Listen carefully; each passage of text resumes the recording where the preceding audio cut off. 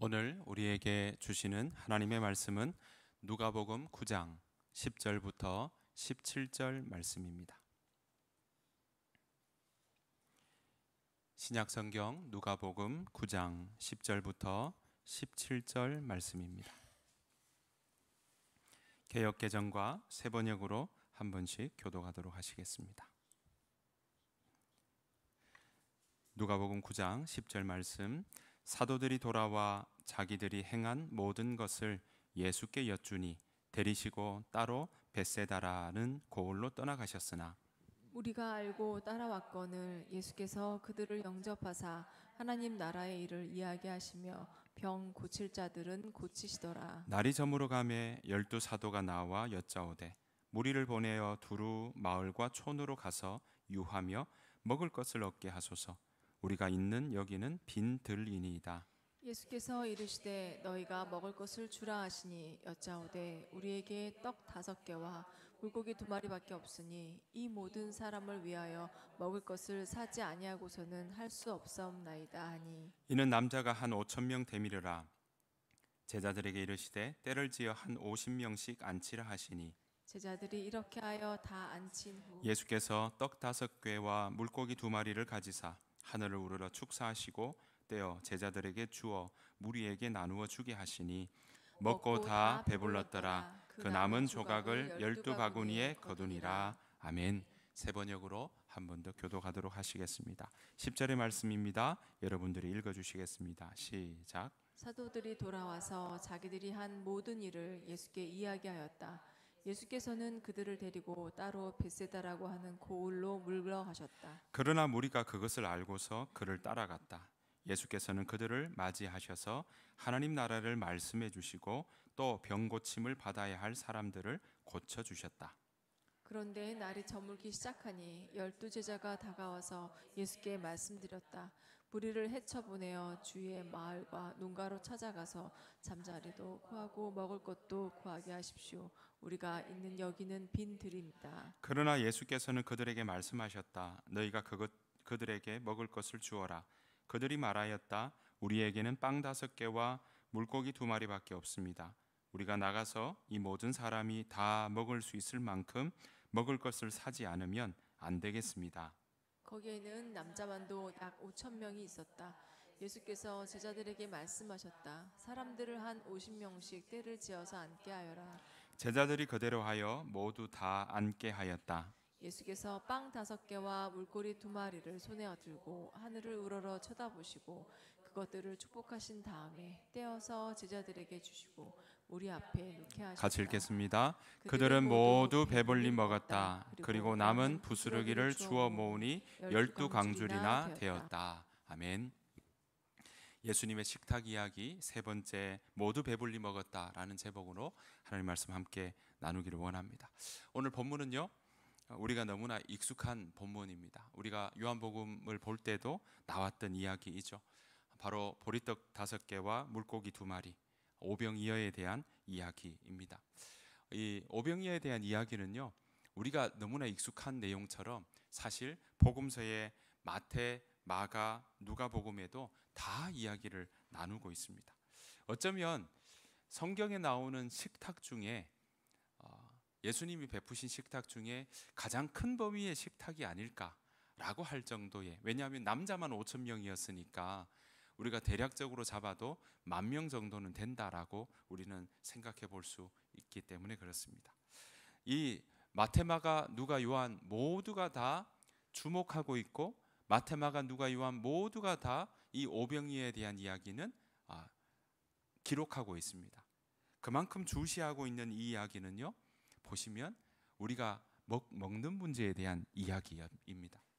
왜 이 마태, 마가, 누가, 요한이 다 이 오병이어에 대한 이야기를 하고 있을까? 사실 먹는 문제, 이것을 예수님께서 그들에게 떼어주셨다는 거죠. 그들이 생각지 못한 일에 예수님이 그렇게 그들에게 병 고치시는 일뿐만 아니라 떼어주시고 함께 나누어 먹는 일을 하고 있다는 겁니다. 바꿔 이야기하면요, 예수님께서 바로 이 먹고 사는 문제에 대해서 예수님은 관심이 있으시다라는 이야기고, 먹는 그 부분에 대해서 예수님이 이 사람들과 함께 하시기를 원하신다는 사실입니다. 게다가 예수님은 오병이어의 식탁을 차리면서 여전히 식탁에서 제자들과 또 이 사람들에게 그저 먹는 것만 이야기하시는 게 아니라 그 먹는 일들을 통해서 제자들에게도 가르쳐 주시고 또 함께 먹으면서 그 먹는 자리가 그들에게 있어서 하나님의 은혜가 어떻게 오는지를 가르쳐 주시는 그 삶의 교훈의 현장이 되는 것입니다. 그 가르침은요, 우리에게도 동일하게 주의 깊게 살펴보아야 할 대목입니다. 왜냐하면 그 가르침은 오늘 우리에게도 동일하게 적용되기 때문에 그렇습니다. 먼저 오늘 예수님께서 오병이어의 식탁을 차리신 곳이 어딘가 우리가 한번 살펴보기를 원합니다. 누가는요, 의사인 누가, 헬라인인 의사인 누가는 이렇게 설명하고 있습니다. 누가복음 9장 10절 11절 말씀입니다. 사도들이 돌아와서 자기들이 한 모든 일을 예수께 이야기하셨다. 자, 그 다음에 예수께서는 그들을 데리고 따로 어디로 가셨다 합니까? 벳세다라고 하는 고을로 물러가셨다. 이렇게 이야기하고 있습니다. 자, 그리고 난 다음에 11절 보았더니 그러나 무리가 그것을 알고서 그를 따라갔다. 예수께서는 그들을 맞이하셔서 하나님 나라를 말씀해 주시고 또 병고침을 받아야 할 사람들을 고쳐 주셨다. 이렇게 나오고 있습니다. 자, 10절 말씀에 봤더니 이 벳세다로 가기 이전에 사도들과 함께 이 자기들이 어떤 일을 했다는 걸 우리는 볼 수 있습니다. 그 이야기가 바로 6절에 나옵니다. 6절에 봤더니요, 제자들은 나가서 여러 마을을 두루 다니면서 곳곳에서 복음을 전하며 병을 고쳤다. 이렇게 나오고 있거든요. 그러니까 그 일들을 가지고 예수님께 나와서 어떤 일을 하였는지 이야기를 나누었다라는 겁니다. 그러니까 하나님의 말씀을 전하고 병을 고치고 난 다음에 돌아와서 예수님께 예수님, 우리도 이런 일들을 했습니다 라고 지금 한창 이야기하고 있는 겁니다. 그 예수님께 이야기하니까 요한복음이나 이런 데 보면 식사할 겨를이 없었다라고 나오고 있거든요. 그래서 예수님께서는 제자들과 함께 이 다른 쪽으로 와서 좀 쉼의 시간을 가지려고 물러갑니다. 그곳이 바로 벳세다라는 곳입니다. 벳세다는요, 갈릴리 호수가 고구마처럼 이렇게 생겼다고 하면 바로 12시 방향이 가버나움이고요, 1시 방향이 바로 벳세다입니다. 그래서 이 벳세다로 바로 이 예수님은 제자들과 함께 물러갔던 겁니다. 그런데 거기까지 예수님을 따라온 거죠. 사람들이 예수님을 찾으려고, 왜냐하면 많은 제자들을 통해서 하나님 말씀도 들었지만 병 고치는 은혜를 받았기 때문에 사람들이 소문이 난 겁니다. 그래서 사람들이 막 예수님을 따라가려고, 제자들을 찾으려고 난리가 났던 거죠. 그런데 그 무리들이 바로 이 제자들을 찾아냈고 예수님과 벳세다로 갔다는 소식을 듣자마자 그들은 곧장 벳세다로 따라갔던 겁니다. 예수님은 그들을 마다하지 않으셨습니다. 멀리하지 않으시고요, 오히려 맞이하셔서 그들에게 하나님 나라, 오늘 11절 봤더니 그들을 맞이하셔서 하나님 나라를 말씀해 주시고, 두 번째 뭐라 되어 있습니까? 또 병고침을 받아야 할 사람들을 고쳐주셨다. 이 두 가지를 예수님께서 하셨던 겁니다. 보시는 것처럼 예수님은요, 어디에 가시든지 두 가지를 놓치지 않고 하십니다. 그것은 무엇입니까? 하나님 나라가 무엇인지 말씀해 주시고, 두 번째는요, 병든 사람들, 그 말은 뭡니까? 그들의 필요가 있는 것이 무엇인지 살피고 고쳐주시고 회복시켜 주시는 일을 하고 있다라는 것입니다. 자, 이 일들을 무리가 왔다니까 이게 한 명, 두 명 했겠습니까? 얼마나 많은 사람들이 와 있었겠습니까? 그러니까 이 일들을 하기 시작하는데 우리도, 예수님도 시간이라는 틀 안에 있으니까 해가 뉘어 질 때까지 이 일들은 진행되기 계속 이어지고 있었던 것이죠. 자, 그러다 보니까 어떻겠습니까? 어느덧 해가 뉘어 지기 시작했습니다. 자, 제자들은요, 이 일들을 보면서 해가 지기 시작하니까 이 다음에 생각들을 할 수밖에 없습니다. 이곳은 빈들이거든요. 아무것도 없습니다. 그러니까 그동안 식사할 겨를도 없이 이들이 벳세다까지 왔는데 막 사람들이 몰려드니까 그 속에서 하나님 나라를 전하고 병 고치는 예수님을 따라가며 사람들과 함께 제자들이 그 주변에서 함께 이 일들을 돕고 있는데 어느덧 해가 지기 시작하니까 이제 좀 마무리하거나 또는 본인들도 이제 좀 먹어야 되겠다라는 생각들을 했던 거죠. 자, 사람들도 식사를 해야 되니까 제자들은 지금 이 들판에서는 안 되니까 사람들을 다 보내버리고 싶은 마음이 생겼던 겁니다. 자, 누가복음 9장 12절 말씀입니다. 그런데 날이 저물기 시작하니 12제자가 다가와서 예수께 말씀드렸다. 무리를 헤쳐보내어 주위의 마을과 농가로 찾아가서 잠자리도 구하고 먹을 것도 구하게 하십시오. 우리가 있는 여기는 빈들입니다. 이렇게 예수님께 말씀하는 거죠. 우리는 사실 이 도시 또 서울 또는 이 가로등이 많이 있는 곳에서 지내다 보면 해가 지는 것에서 많은 느낌이 밝게 들지 않습니다. 그런데 여러분 시골이나 또 농촌 지역에 가보셨습니까? 해가 딱 지기 시작하면요 진짜 갑자기 어둑어둑해지고 정말 칠흑 같은 어둠이 들고 사람조차 잘 안 보이는 일들이 있고요. 정말 동네에 있는 가게들도 일찍 문 닫는 일들을 참 많이 보게 됩니다. 자, 여기에도 이때 무슨 가로등이 있겠습니까? 무슨 등불이 있겠습니까? 빈 들인데 해가 뉘엿뉘엿 지기 시작하니까 이거 길 찾기도 사람들 간에도 이제 잠자리에 어디 가서 잠이라도 자야 되는 상황인 거죠. 왜냐하면 갈릴리 호수 주변이니까 이 주변의 빈들에서 아무리 겉옷을 가지고 있고 그것을 덮고 잔다 하더라도 이거 보통 일이 아니기 때문에 사람들에게 안전하게 농가로 가서 또 사람들에게 주위 마을로 들어가서 먹는 것도 하고 잠도 자고 그 다음 일들을 도모하게 하는 것이 합리적이라고 생각했던 겁니다. 당연한 일인 거죠. 우리가 생각해도 이것은 결코 억지스러운 일이 아니라 오히려 이유가 맞고요.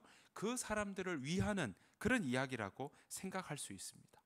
게다가 이 사람들을 보아하니까 빌립은요, 이 사람들을 먹을 빈들에서 장소도 없을 뿐더러 자기들도 가만히 생각해 보니 이것은 어마어마한 양이 든다는 것도 판단이 내린 겁니다. 그래서 요한복음 6장 7절 한번 보십시오. 빌립이 예수께 이렇게 대답하였다. 이 사람들에게 모두 넉넉한 것도 아니고 조금씩이라도 먹게 하려면 빵이 200데나리온어치를 가지고서도 충분하지 못합니다 라고 이야기하고 있는 것이죠. 이런 판단이 들었기에 제자들은요 사람들을 헤쳐 보내어서 주변의 마을과 농가로 가서 잠도 자고 먹을 것도 먹을 수 있도록 하는 것이 맞습니다 라고 이야기를 했던 겁니다. 여러분 200데나리온어치, 데나리온 뭐였습니까? 노동자 하루치의 품삯입니다. 노동자 하루의 임금에 해당하는 거니까 200일치에 해당하는 그러니까 200일이니까 30일을 따지더라도 여러분 그전 6개월 내지 7개월치의 분량에 해당하는 임금입니다. 자, 이 계산에 빨랐던 빌립도 아무리 보아도 사람들을 먹이기에는 지금 우리에게 가지고 있는 것은 없다라는 겁니다. 조금씩 먹어도 200데나리온어치니까 넉넉하게 먹기 시작하면 여러분들도 왜 50명씩 지금 때로 모여 있지 않습니까? 여러분들도 이렇게 본인 혼자 있을 때는 좀 적게 먹더라도 좀 이렇게 음식들 가운데 놓고 같이 먹기 시작하면 훨씬 양이 늘어난다는 거 여러분 경험하셨을 겁니다. 그러니까 이게 지금 여기 있을 때는 이 200데나리온에도 부족하다는 것을 바로 이 빌립과 제자들은 파악하고 있었던 것이죠. 자, 그런 남자만 5,000명이니까 여기에 사람들이 얼마나 많았는지 우리는 충분히 짐작할 수 있습니다. 그런데 예수님은요, 이 제자들의 합리적인 이유에 대해서 예수님은 오히려 거기에 대해서 그렇게 사람들을 보내지 않으십니다. 하나님 나라가 어떠한 나라인지 전하시고 병든 사람들을 고쳐주실 뿐만 아니라 이제 제자들의 합리적인 제안에 대해서 오히려 그 제안에 받아들이시고 그 제안에 납득하신 것이 아니라 오히려 이제 그들과 함께 먹는 것까지 하시려고 작정하고 있습니다. 그래서 예수님은요 합리적으로 이야기하는 제자들에게 이렇게 말씀하십니다. 누가복음 9장 13절입니다. 예수님께서 제자들에게 말씀하셨습니다. 너희가 사람들에게 먹을 것을 주어라. 제자들이 대답했습니다. 우리에겐 단지 5개의 빵과 생선 2마리밖에 없습니다. 가서 이 모든 사람들을 위해 음식을 사지 않으면 안 되겠습니다. 예수님은 오늘 지금 이렇게 이야기하는 겁니다. 너희가 사람들에게 먹을 것을 주어라. 제자들의 입장에서는요, 정말 막막한 이야기입니다. 청천벽력 같은 이야기입니다. 아무리 병 고치고 지금 제자들이 그 전에 두 사람씩 짝을 지어서 예수님께서 주신 권능과 능력으로 사람들에게 병 고치는 일을 하고 일으키고 하는 일을 경험했지만, 지금 여기까지 와서 빈들에서 베세다 마을 그 언저리에서 빈들에서 사람들과 함께 이야기 나누는데, 자신들의 능력으로 무슨 남자만 5,000명이 되는 이 사람들을 먹이겠는가? 병 고치는 일을 했을지 모르지만 이거 먹이는 것은 불가능한 문제라고 생각을 했던 것입니다. 그러니까 제자들에게 입장에서는 이건 불가능한 이야기입니다. 그런데 예수님은요, 이 일들을 너희가 먹을 것을 주어라 라고 하시는 이야기는 제자들은 우리는 못합니다라는 것을 다시 한번 확인하는 자리인 동시에 예수님은요, 그 상황에서 예수님이 어떻게 하시는지를 보는 자리로 하나님은 그렇게 이어가고 계십니다. 예수님께는 해결 가능한 문제였기 때문에 그렇습니다. 예수님은요, 사람들에게 필요한 것을 공급하기를 원하셨고요, 이 자리에서 예수님께 나오는 모든 사람들에게 하나님은 먹이시고 입히신다는 사실을 다시 한번 보여주기를 원하셨던 겁니다. 병든 자를 고치실 뿐만 아니라 그 옛날 출애굽할 때 광야 땅에서 하나님이 메추라기와 또 그 만나로 먹이셨던 것처럼 이들을 어떻게 먹이시는지 예수님은 보여주기를 원하셨던 것입니다. 그래서 예수님은요, 하나님께서 이 자리에서 하나님이 잔치의 자리로 베풀어 주시는 큰 잔치가 되도록 하나님은 그 자리를, 빈들이어서 아무것도 없는 그 자리를 오히려 예수님은 예수님의 식탁을 지금 차리고 계시는 겁니다. 먹는 자리에 이 모든 사람들을 오히려 초대하고 있습니다. 흩어야 됩니다. 이 사람들 먹이려면 보내야 됩니다. 마을로 흩어지게 해야 됩니다. 이렇게 이야기하는 제자들에게 아니다, 이 자리에 오히려 잔치의 자리로 베풀겠다. 남자만 5,000명 되는 이 자리를 오히려 먹이는 자리로, 없어서 먹이지 못하는 자리가 아니라 오히려 배불리 먹는 자리로, 먹고도 남음이 있는 자리로 그렇게 예수님은 만들어 가셨던 겁니다. 여러분, 이것은요, 당시 사람들의 풍습에서는 그 생각과는 사뭇 다른 모습입니다. 잔치 먹는다라고 할 때는 이미 끼리끼리 먹는 거거든요. 이미 그 상황 속에서도 아무나 같이 먹지 않았습니다. 그 이야기가요, 마가복음 6장에 보면 이렇게 나옵니다. 분봉왕, 이 당시에 헤롯이라고 하는 사람이 잔치를 베풀고 사람들을 초대하는 장면도 나오고 있는데, 그 자리가 무엇이냐면 자기의 생일 잔치였습니다. 기쁜 잔치죠. 요즘도 우리가 생일 잔치하면 그저 그 잔치가 부족한 잔치가 아닌데, 초대한 사람들에 대해서 마가복음은 이렇게 이야기합니다. 마가복음 6장 21절 말씀입니다. 같이 한번 읽어보실까요? 시작. 그런데 요한을 죽일 수 있는 좋은 기회가 왔습니다. 자기 생일에 헤롯은 고관들과 천부장들, 갈릴리의 귀빈들을 초청해서 잔치를 베풀었습니다. 자, 분봉왕 헤롯은요, 어떻게 합니까? 자기 생일에 고관들 불렀습니다. 천부장들. 그러니까 천부장이 뭡니까? 자기 수하에 몇 명이 있다고요? 1,000명이 있다고요. 100명이 있으면 100부장, 50명이 있으면 50부장, 이렇게 되는 거죠. 그러니까 1,000부장이니까 적은 인원이 아닌 거죠. 그만큼 지위를 따져도, 군대에서 지위를 따져도 굉장히 높은 지위에 해당한다라는 겁니다. 게다가 마지막에 뭐라고 되어 있습니까? 갈릴리의 귀빈들을 초청해서 잔치를 베풀었다라고 이야기합니다. 잔치에 빠질 수 없는 게 먹는 거겠죠. 또 잔치에 빠질 수 없는 게 음악입니다. 그리고 춤이 여기에 들어가 있었습니다. 자, 이 잔치의 자리에서요, 자기가 이 춤을 헤로디아라고 하는 그 사람의 딸에게 춤추게 합니다. 사람들이 보면서 박수치고 흥에 겨웠겠죠. 그러니까 기분이 너무 좋으니까 이 분봉왕 헤롯은요, 바로 이 헤로디아의 딸에게, 이 소녀에게 굳게 맹세하면서 네가 원하는 것이면 이 나라의 절반이라도 주겠다라고 약속하면서 네가 원하는 게 뭐냐? 라고 묻게 됩니다.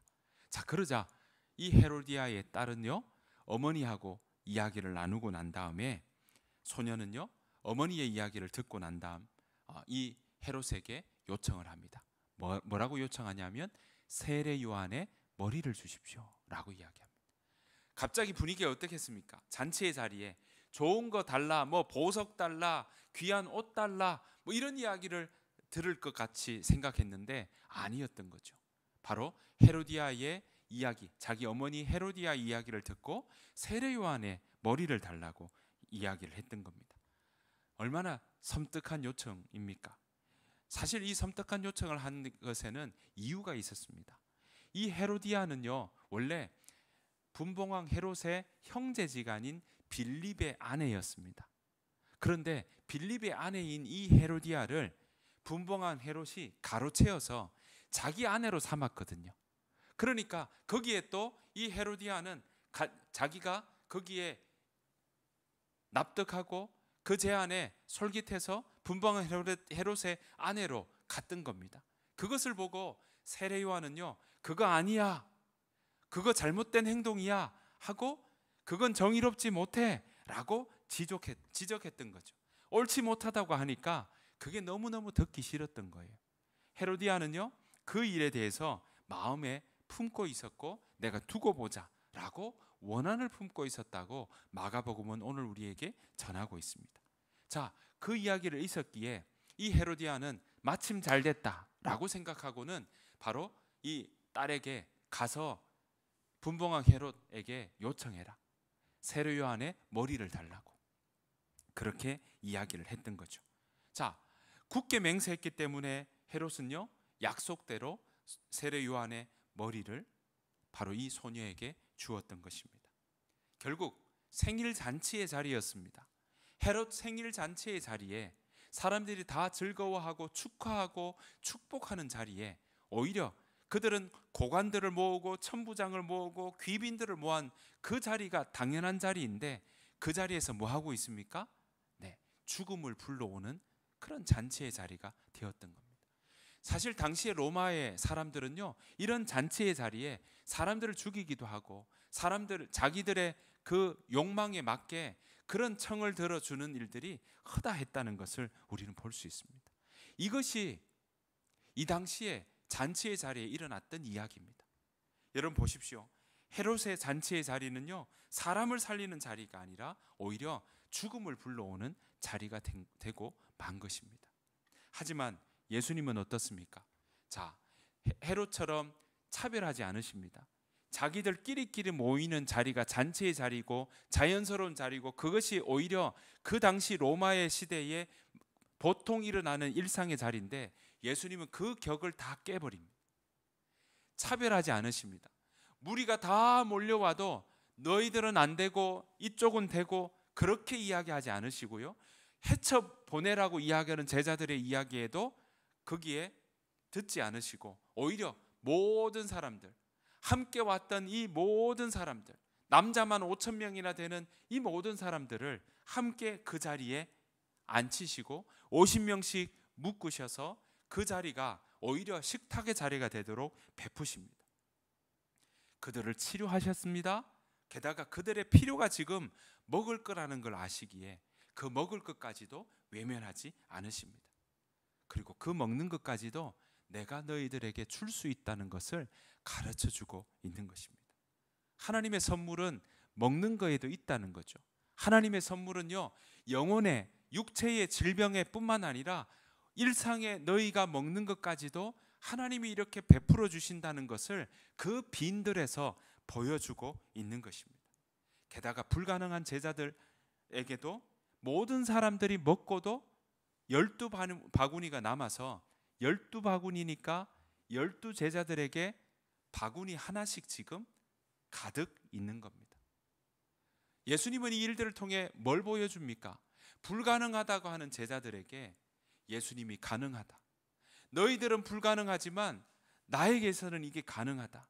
나에게서는 이게 채워주고 너희가 먹고도 남는 그 모든 일들이 이 가운데 있다는 사실을 오늘 여기에서 가르쳐주고 있는 것입니다. 여러분 기억하십시오.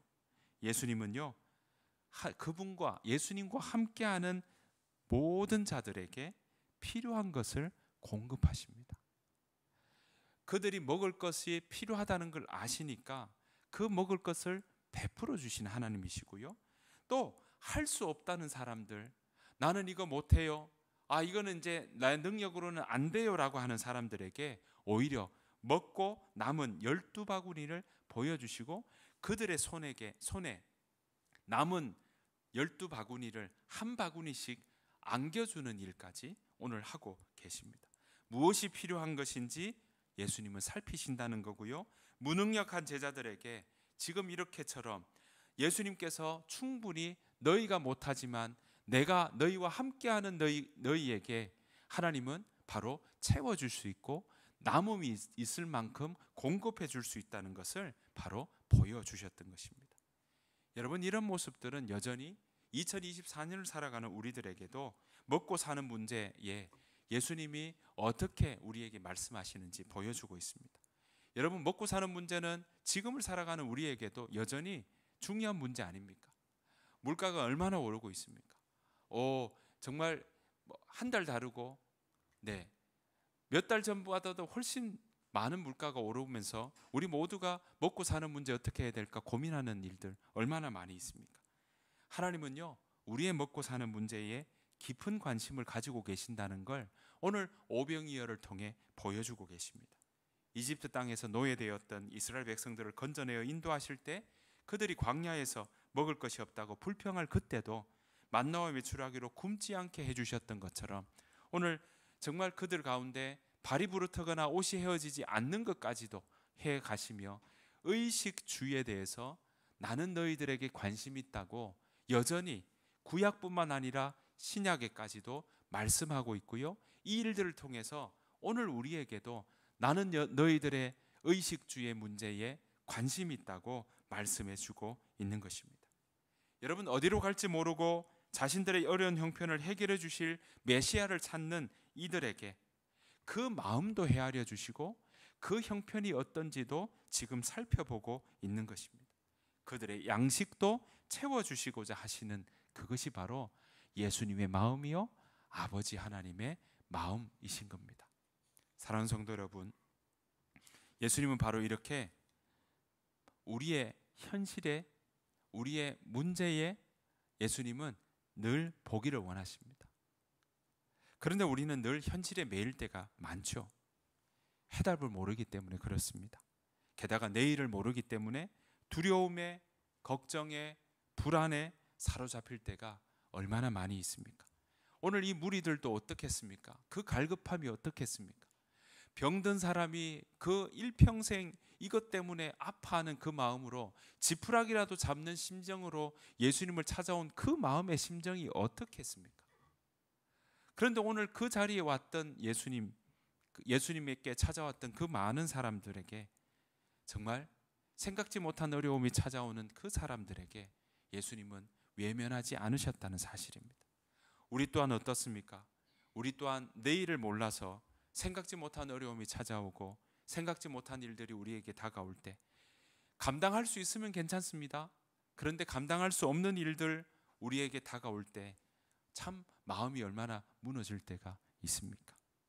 그 일들이 한두 번 찾아오는 것도 아니지 않습니까? 그렇게 찾아올 때 우리의 마음에도 우리는 이거 해결할 수 없습니다.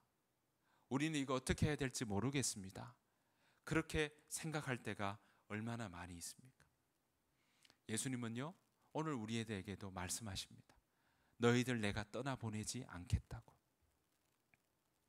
우리가 할 수 없어서 이거 어떻게 해야 될지 모르서 이거 놓아야 되냐고 얘기하는 제자들, 200데나리온도 가지고 있어도 해결하지 못합니다라고 하는 제자들 앞에서 예수님은 너희들은 해결할 수 없으나 나는 해결할 수 있다고 말씀하고 있는 것입니다.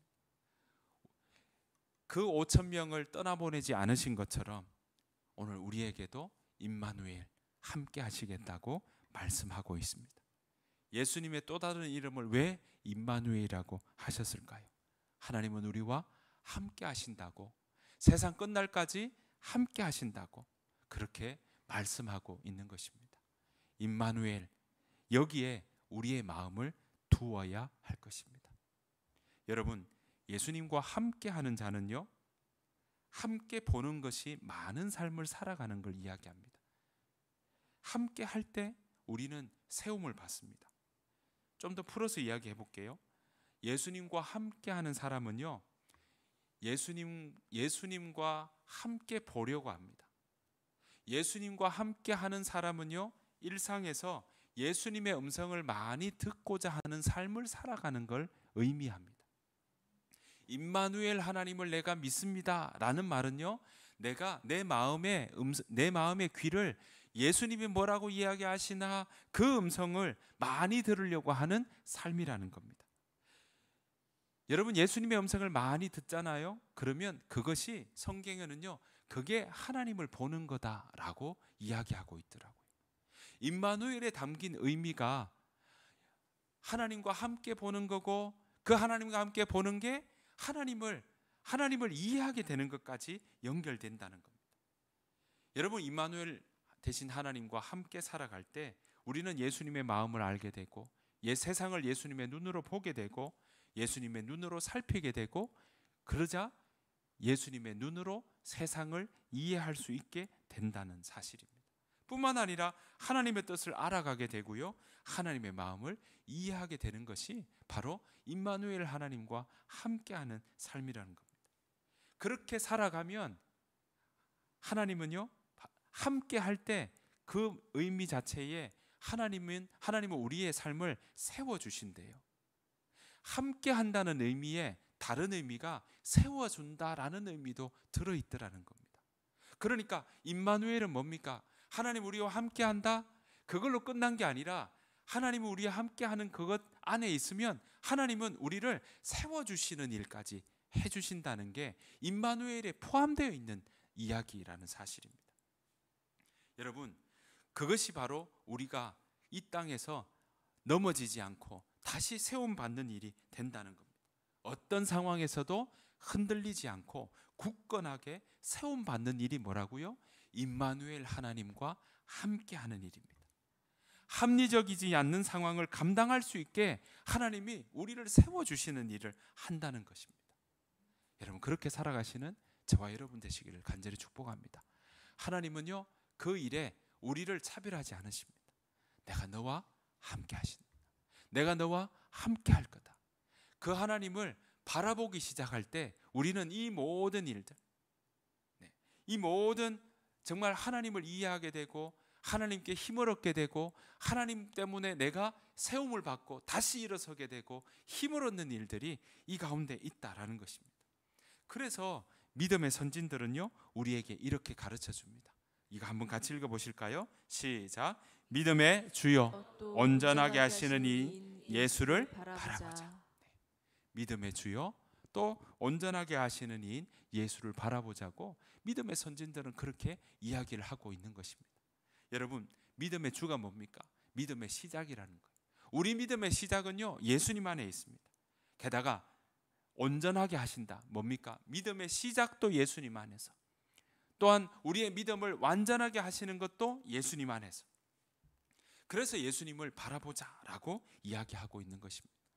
여러분, 우리의 마음의 눈이 예수님을 바라보기 시작할 때 우리의 생각도 예수님으로 가득 차게 됩니다. 우리의 생각이 하나님에 대한 생각으로 이렇게 품게 될 때 하나님의 생각을 우리 안에 많이 가지게 되고요, 하나님에 대한 생각을 많이 가질 때 그것이 하나님의 말씀이 우리에게 가득 차게 되고 하나님의 말씀이 가득 찬 그 자체가 빛이 됩니다. 말씀이 빛이니까요. 그러니까 어떻습니까? 우리의 마음이 답답하고 어둡고 또 막 어디로 가야 될지 갈 바를 알지 못하는 게 아니라 우리의 시선이 하나님을 바라보기 시작할 때 우리의 생각은 하나님의 말씀으로 차게 되고, 하나님의 말씀이 비치니까 우리의 생각이 빛의 길로, 빛된 삶으로 걸어갈 수 있도록 만들어 주신다는 겁니다.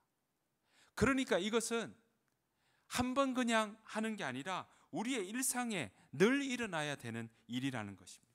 우리가 우리의 일상생활에 우리가 예수님을 바라보고 하나님에 대한 생각을 품고 하나님의 뜻을 듣는 그 음성을 들으려고 하는 훈련이 일어나게 되면, 그러면요, 우리가 그 일상에 늘 일어나면 우리에게 갑자기 다가오는 큰일이나 생각지 못한 어려운 문제에 봉착하게 될 때 우리는 이미 하나님에 대한 생각으로 우리가 가득 차 있으니까 흔들리지 않는 겁니다. 이게 일상에 일어나지 않는데 갑자기 어려운 일이 다가오니까 하나님을 바라보는 우리의 근육이 생겨나지 않는 거예요. 우리의 마음의 근육이 하나님을 바라보지 못하는 삶이 되는 거예요. 오늘 그래서 예수님은요, 우리에게 함께 한다는 것이 뭡니까? 매일매일의 일상생활 가운데 날마다 하나님과 함께하는 삶이라는 사실입니다. 여러분, 그것이 바로 구원을 날마다 이루어가는 것과도 연결되어 있다라는 것입니다. 사랑하는 성도 여러분, 이번 한 주 우리와 함께하기를 원하시는 예수님을 바라보시며 나아가기를 원합니다. 믿음의 주여, 또 온전하게 하시는 이인 예수를 바라보십시다. 우리를 식탁에 초대하시며 먹이시고 치유하시는 예수님의 생각이 우리 안에 가득하기를 간절히 축복합니다. 예수님은요, 우리를 싸매시고 치유하시고 또 우리에게 빛을 보여주시고 함께하기를 원하십니다. 그래서 그 일들을 통해 뭐 하십니까? 우리를 세워주십니다. 자꾸 넘어지고 자빠지는 일들이 많은 이 땅 가운데 세워주십니다. 내가 너와 함께한다는 그 모든 것이 우리로 하여금 세워주시고 일으켜주시고 너 빛의 길로 걸어가라, 너 힘을 얻고 걸어가라고 우리에게 말씀하고 있는 것입니다. 그래서 우리가 정말 예수님을 바라보고 우리에게 식탁을 마련해 주시며 너 먹고 사는 문제, 내가 거기까지 너와 함께 할 거야. 너 먹고 사는 문제 때문에 힘드니? 그것 때문에 염려가 되니? 그것 때문에 너의 앞길이 고민이 되니? 너의 자녀의 문제에 그 자녀가 어떻게 살아갈지 너무 고민이 되니? 염려하지 말아라. 내가 너와 함께한다. 두려워하지 말아라. 내가 너와 도와줄 거다. 내가 임마누엘 되어서 너와 함께하는 그 모든 문제, 식탁의 문제까지 함께할 터이니까 걱정하지 말아라. 그렇게 말씀하시는 그 하나님을 바라보고 나아가십시다. 그럴 때 우리의 생각에 하나님의 생각이 가득 찰 거고요, 하나님의 뜻을 이해하게 될 거고요, 하나님의 그 마음이 깨닫게 되는 일을 통해서 우리가 빛의 길로, 은혜의 길로, 믿음의 길로 그렇게 나아가는 삶이 될 줄로 믿습니다. 저와 여러분들의 모든 삶이 그렇게 살아가는 저와 여러분들의 모든 삶이 되기를 간절히 축복합니다. 우리 이 시간 함께